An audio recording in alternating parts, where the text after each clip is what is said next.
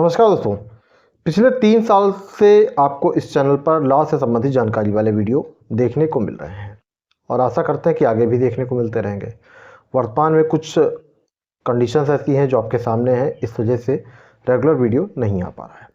आज का ये वीडियो थोड़ा सा महत्वपूर्ण जानकारी के साथ में है, इसलिए वीडियो पर अंत तक बने रहिएगा, तभी आपको दी गई पूरी जानकारी समझ में आएगी।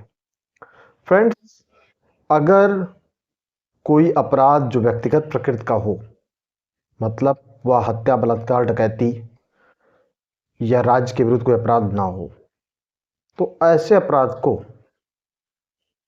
आपसी सुलह समझौता से खत्म कर सकते हैं।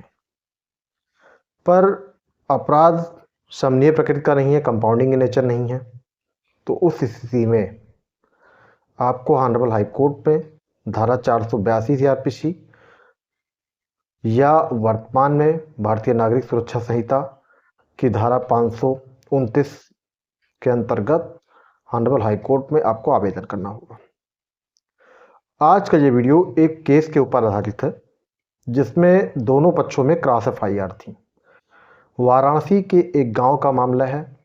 वर्ष 2011 में दोनों पक्षों में एक विवाद उत्पन्न हुआ और विवाद ने एक ऐसा रूप धारण किया कि दोनों तरफ से लोग घायल भी हुए और इसके साथ साथ अपराध भी यानी अभियोग भी दोनों तरफ से पंजीकृत हुआ।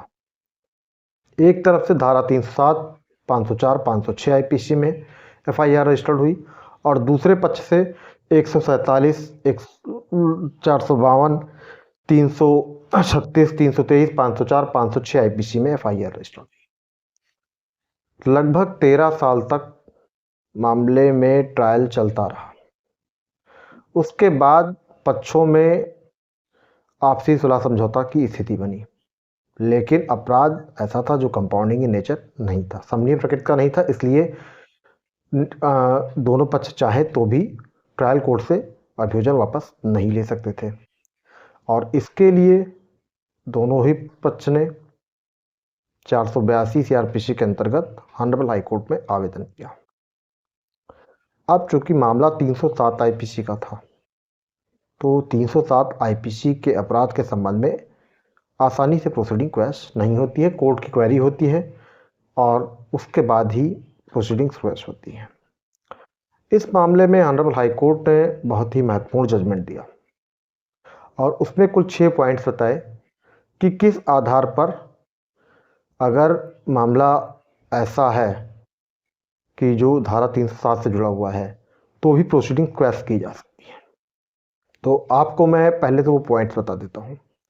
पहला ये है कि अपराध की प्रकृति, नेचर ऑफ द ऑफेंस सबसे महत्वपूर्ण है कि अगर अपराध बलात्कार है, हत्या है, डकैती है या राज्य के प्रति कोई अपराध किया गया है तो वह अपराध व्यक्तिगत प्रकृति का नहीं है, पर्सनल इन नेचर नहीं है और ऐसे अपराध को क्वैश नहीं किया जा सकता है। लेकिन यहाँ जो अपराध था वो एक दूसरे को व्यक्तिगत क्षति हुई थी, इसमें समाज को कोई क्षति नहीं थी, तो ऐसे अपराध को क्वैश किया जा सकता है, ऐसे अपराध की प्रोसीडिंग रद्द की जा सकती है। दूसरा था सार्वजनिक हित पर प्रभाव। सार्वजनिक हित सबसे महत्वपूर्ण मुद्दा होता है किसी भी मामले में कि क्या ऐसे ऑफेंस का इम्पैक्ट सोसाइटी पर पड़ेगा। तो जैसा कि मैंने बताया कि प्रकृति जो ऑनरेबल कोर्ट ने कहा कि इस ऑफेंस की प्रकृति पर्सनल थी, व्यक्तिगत थी, तो इसका समाज पर व्यापक प्रभाव नहीं पड़ता है। जैसे हत्या जैसे मामलों में अगर प्रोसीडिंग्स क्वैश कर दी जाए तो उसका समाज पर व्यापक प्रभाव पड़ेगा, फिर आमतौर पर ऐसे अपराध होने लगेंगे और लोग बाद में कॉम्प्रोमाइज़ के लिए दबाव बनाने लगेंगे।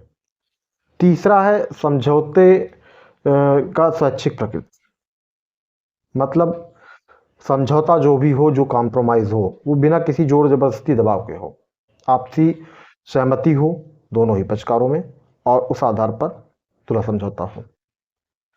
चौथा, न्यायिक अर्थव्यवस्था, ये सबसे महत्वपूर्ण पॉइंट है।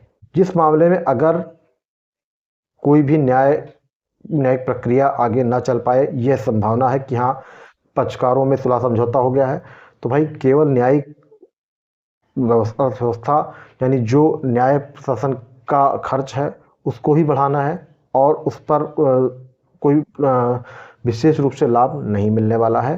क्यों? क्योंकि ऑलरेडी सजा होने की संभावना खत्म हो चुकी है, पक्षकारों में समझौता हो चुका है। पांचवा है कोई गंभीर चोट। तो जैसा कि मामला 307 के संबंध में था, चोट थोड़ा सा गंभीर प्रकृति की थी, लेकिन ये है कि हाँ, पक्षकारों में भविष्य में ऐसा कुछ होने की संभावना नहीं है, इसलिए इस आधार पर प्रोसीडिंग्स क्रैश की जा सकती है। छठवां महत्वपूर्ण पॉइंट, क्रॉस एफआईआर। इस मामले में दोनों तरफ से क्रॉस एफआईआर दर्ज थी। 263A 263 2011 दो एफआईआर दर्ज हुई थी, क्रॉस एफआईआर थी। तो ये 6 पॉइंट्स ऑनरेबल कोर्ट ने बताए कि क्रैशिंग के लिए ये आधार हो सकते हैं और इस आधार पर किसी भी आपराधिक प्रकृति की कार्रवाई को रद्द किया जा सकता है। फ्रेंड्स, इस जजमेंट का डिटेल आपको मिल जाएगी वीडियो के डिस्क्रिप्शन में, आप जजमेंट को देख सकते हैं। और अगर आपका भी कोई ऐसा केस है तो आप इस जजमेंट के बेसिस पे आप ऑनरेबल इलाहाबाद हाई कोर्ट में या लखनऊ बेंच में आप पिटीशन फाइल करके अपना केस, अगर आप सीसुरा समझौते से खत्म कराना चाहते हैं तो प्रोसीडिंग खत्म हो सकती है। तो आज के वीडियो में बस इतना ही। महत्वपूर्ण जानकारी के साथ नए वीडियो में फिर से मिलते हैं।